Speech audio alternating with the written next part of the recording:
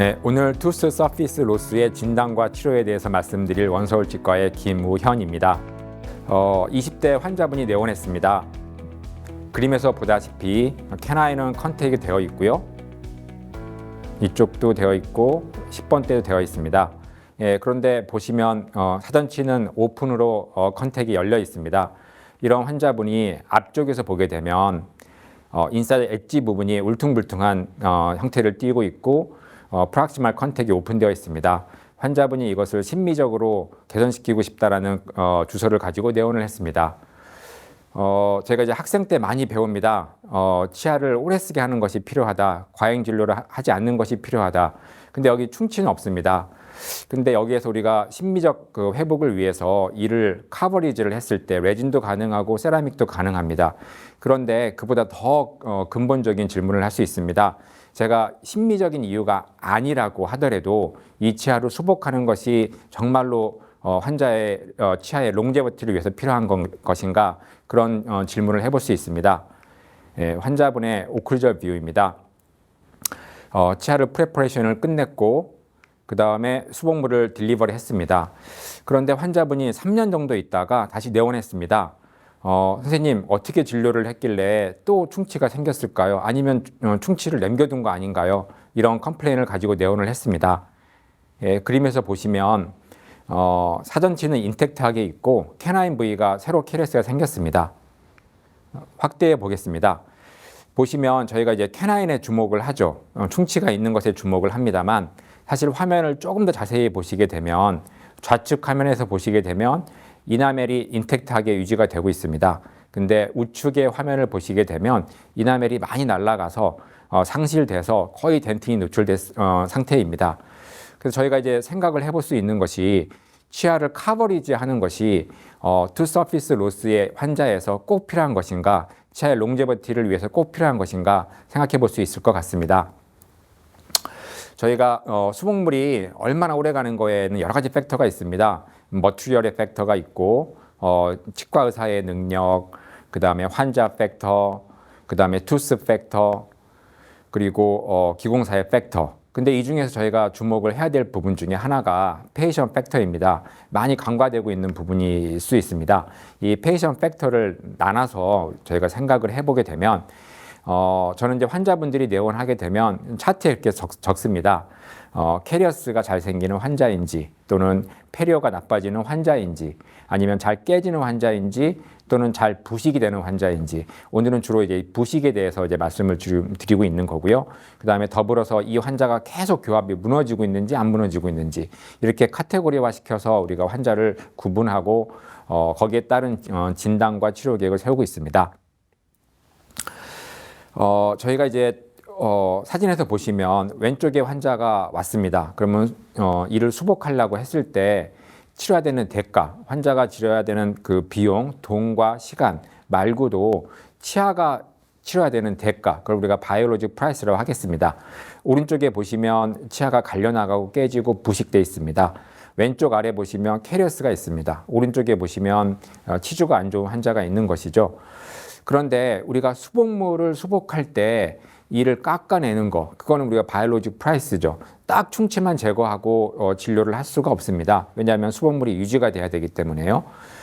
그래서 우리가 바이올로직 프라이스를 생각했을 때 어떤 진료는 바이올로직 프라이스가 굉장히 높고요. 어떤 진료는 바이올로직 프라이스가 거의 없는 진료도 있습니다. 저희가 진료를 할 때 그런 것들을 염두에 두고 진료를 한다면 도움이 될 것 같습니다. 30대 초반 환자인데요. 이가 조금 시려요. 이런 치 컴플레인을 가지고 내원을 했습니다. 보시게 되면 화면에서 크게 보이진 않습니다만은 덴틴이 많이 노출이 되어 있고요. 이가 부식이 되어 있습니다. 하지만 충치는 거의 없습니다. 그리고 치주도 건강하신 편이시고요.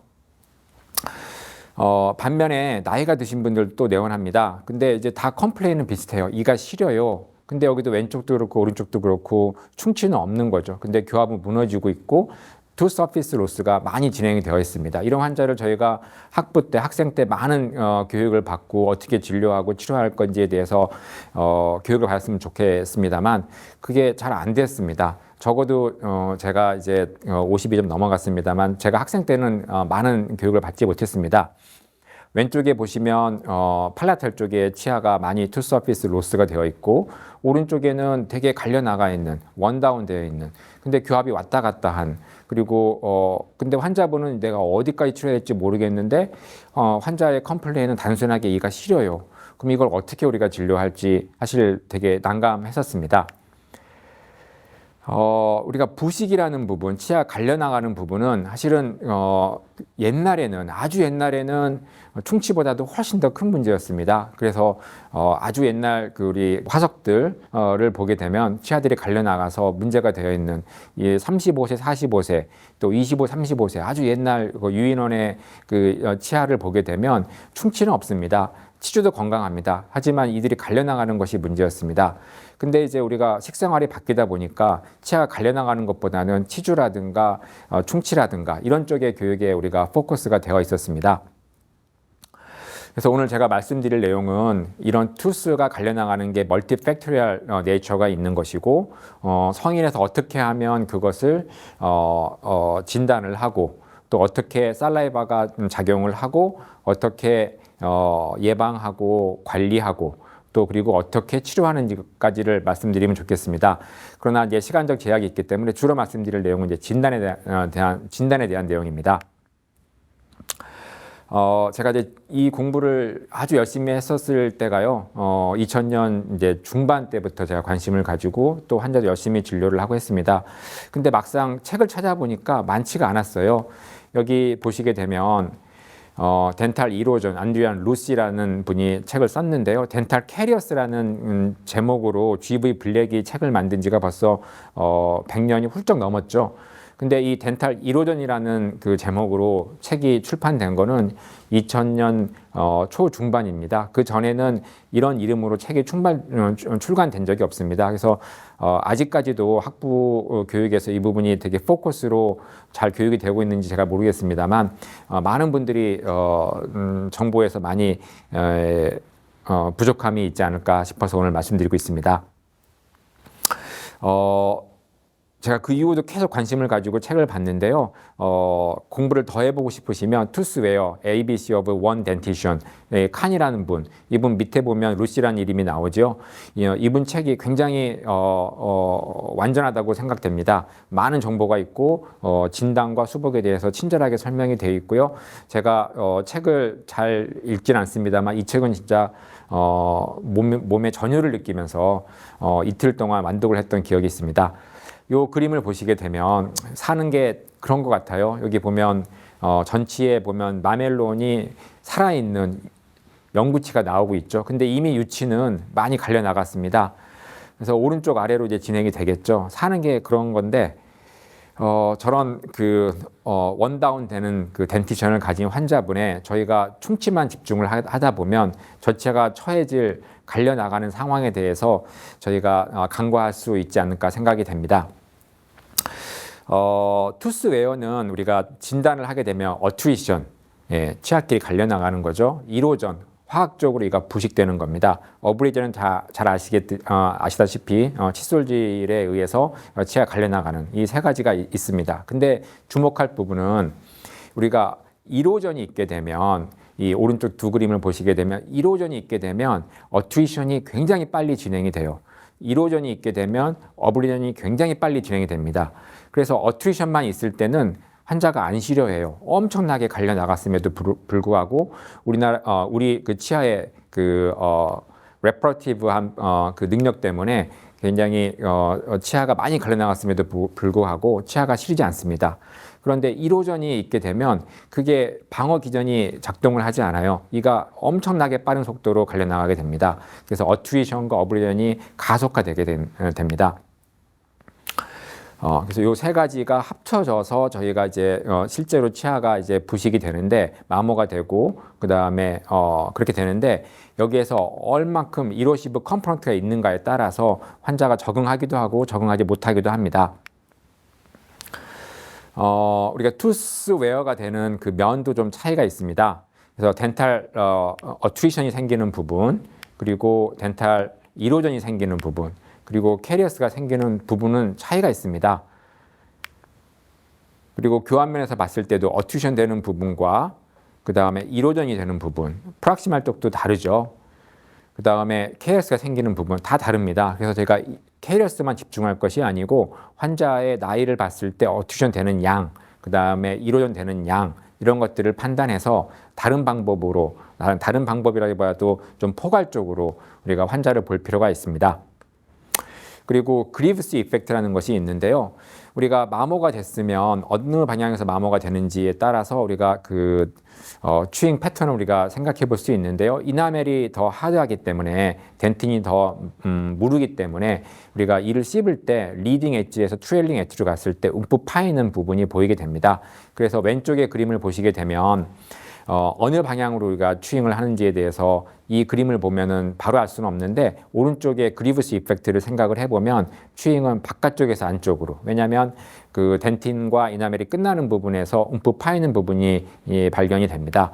저희가 이제 전치부 환자분들을 보다 보면 그런 것들을 쉽게 관찰할 수 있는 것이고요. 저 부분이 우리가 추잉에서 생긴 것들을 생각해 볼 수 있습니다.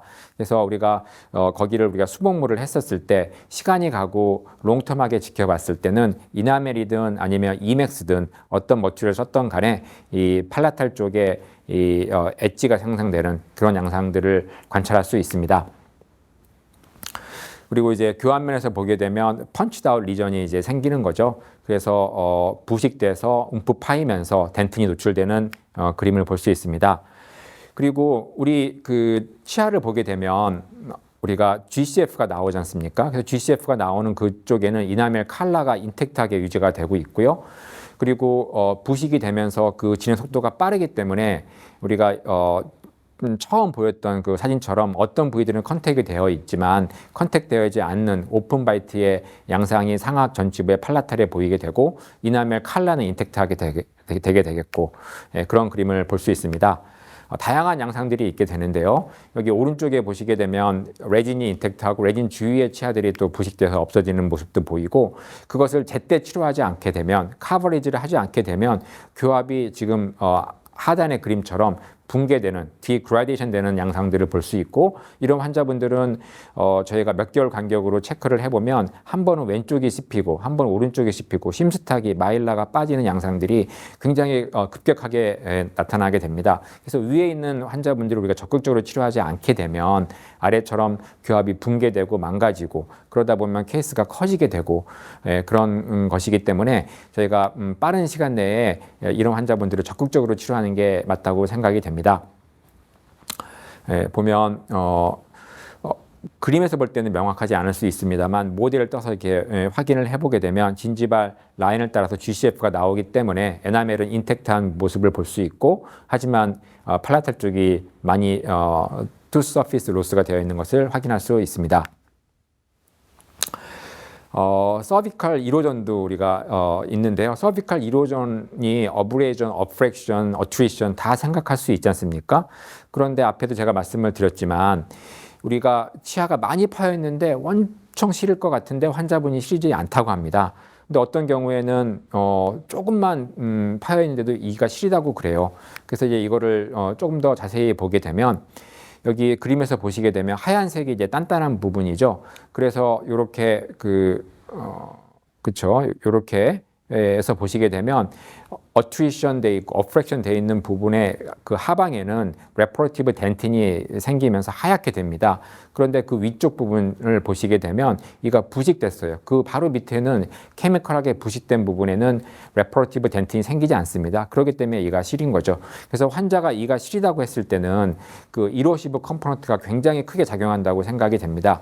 그런 경우에 우리가 레진으로 바로 수복을 해주는 것도 필요합니다만 불소 도포를 통해서 이를 단단하게 만드는 작업들이 병행돼야 된다고 생각이 됩니다. 어트리션 부위고요. 그 다음에 이로전 부위.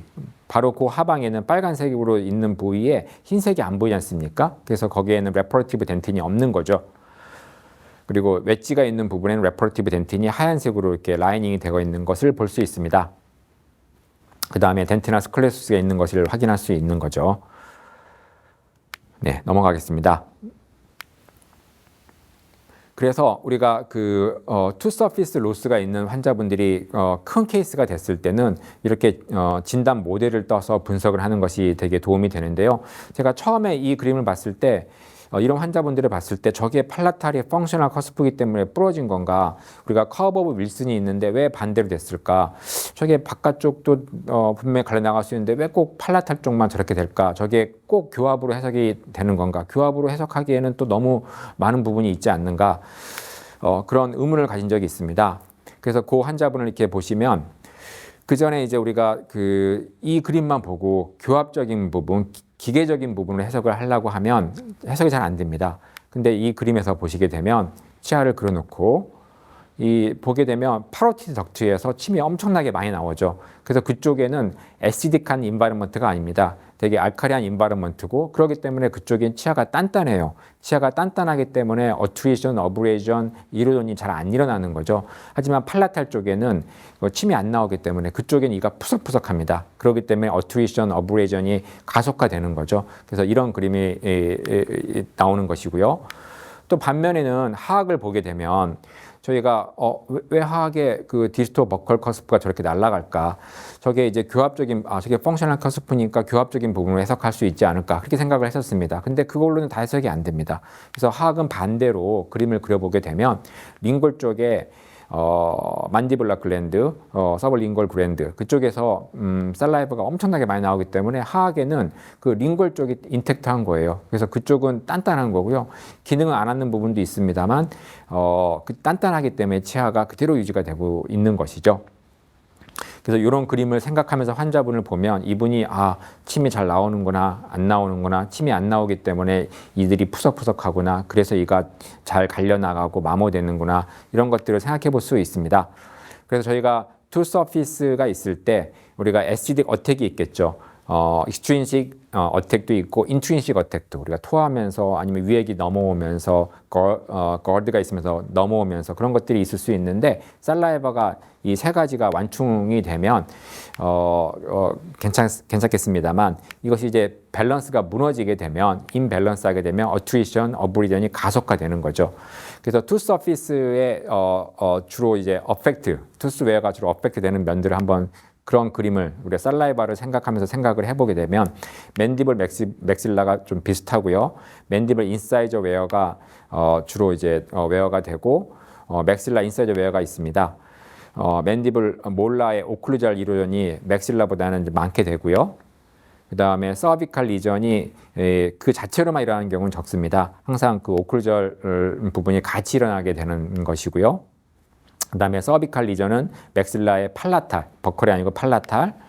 그 다음에 디그라데이션은 이제 어느 순간에 이가 부식이 많이 되면서 남아있는 에나멜들이 툭툭 떨어지면서 교합이 붕괴되는 그런 부분이 맥실라 인사이저 캐나인에 관찰되고 프리몰라에 관찰되고 그렇습니다. 그 다음에 보시면 그 투스웨어에서 잘 안 생기는 부분이죠. 그거는 이제 앞에도 설명드렸습니다만 우리가 살라이바의 역할이 있기 때문에 살라이바가 많이 나오는 부분이 그렇다고 생각하시면 될 것 같습니다. 그래서 맨디블의 엔티리어 링골, 당연히 거기에 침이 많이 나오죠. 그러니까 그쪽 부위에는 치아들이 인텍트한 거죠. 버컬 쪽에는 어브레이전, 어트리션이 있을 수 있지만 링골 쪽은 인텍트한 걸 우리가 관찰할 수 있습니다. 그리고 맨디블 포스처리얼 링골, 그다음 맥실라는 파로티드 덕트에 가까운 쪽, 그쪽에 있는 치아들은 프로텍트가 되는 거죠. 이가 단단한 거예요. 그다음에 인터프락시말 쪽이 보존이 되는 경향이 있고 진지발 칼라, 앞에도 말씀드렸습니다. 그런 부분은 투스웨어에서 잘 안 생기는 부분이 되겠습니다. 제가 치료 계획까지 말씀드릴 시간은 없는데요. 진단을 주로 말씀드리고 있는 건데 투스웨어와 덴탈 캐리어스를 진단하는 게 달라요. 그래서 진단 툴이 굉장히 많죠. 덴탈 캐리어스를 우리가 진단한 툴이 지금도 많이 나오고 있고 또 시각적으로 많이 보여주고 있는 것인데요. 근데 그런 부분에서 보게 되면 투스웨어는 좀 다른 부분으로 해석을 할 수 있는 것 같습니다. 그래서 텍타일로 봐서 푸석푸석하냐 별로 안 중요한 것 같고요.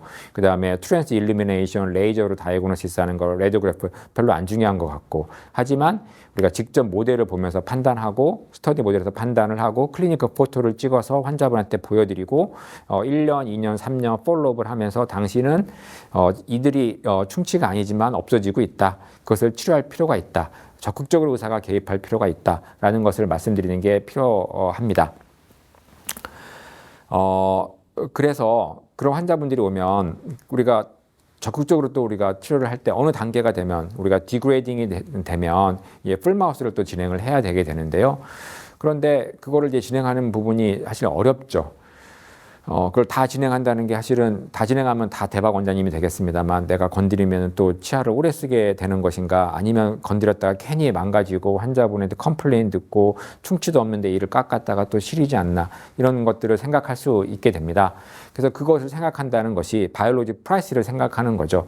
이를 우리가 깎고 진행하는 것과 안 깎고 본딩을 해서 진행하는 것이라고 하면 깎고 진행하는 것은 바이올로지 프라이스가 굉장히 높은 것이고요.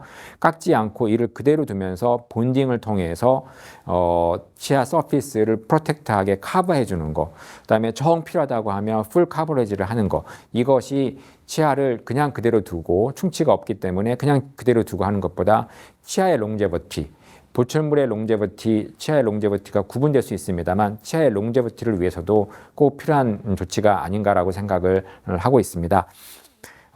제가 말을 좀 빨리 말씀을 드렸는데요. 되게 인포머티브한 내용이기 때문에 오늘은 진단에 대해서 지금 말씀드렸습니다. 그래서 오늘 제 강의는 이렇게 정리를 해드릴 건데요. 그래서 투스웨어는 우리가 하나가 아니고 여러 가지가 이제 같이 섞여서 일어나게 되는데 특히 이로전이 있게 되면 이로시브 컴포넌트가 있게 되면 투스웨어가 포텐셜링 되는 거죠. 그렇기 때문에 환자가 시리고 불편해하는 거죠. 그냥 마모만 되면 레퍼러티브 덴틴이 형성되기 때문에 그렇게 환자가 싫어하지 않아요. 그러니까 우리가 이가 마모되는 환자분들을 진료를 할 때 이로전을 생각을 해야 되고 이로전이 있을 때는 환자가 왜 이로전이 있는 건지 인트린식, 익스트린식 팩터들이 있는 건데 거기에 더불어서 살라이버가 잘 안 나오는 부분이 어떻게 안 나오는 게 있는 건지 그리고 영수 식도염이 어떻게 있으면 그거를 이제 내과나 이비인후과 원장님하고 같이 상의를 한다. 그런 식으로 환자를 전체적으로 볼 필요가 있다고 생각됩니다. 그래서 제가 후반부의 강의가 다음에 기회가 있으면 말씀드릴 건데요. 그래서 결국엔 중요한 게 바이올로지 프라이스가 작은 진료를 해서 환자를 끌고 가는 게 되게 필요하다고 생각됩니다. 제가 앞에 서두에 첫 번째 영상에 나왔습니다만 제가 치주과도 전공을 했고 보철과도 전공했습니다. 치주과에서 가장 많이 배운 내용 중에 하나가 환자를 케어하는 거예요. 메인티넌스 테라피를 하는 게 꼭 필요합니다.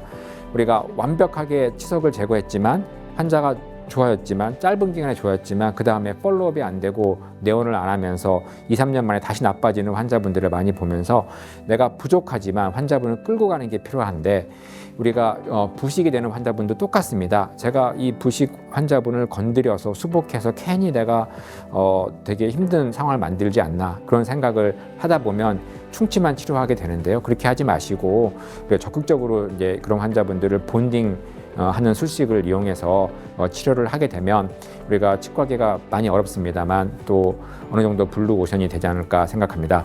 두서없는 강의 들어줘서 감사합니다.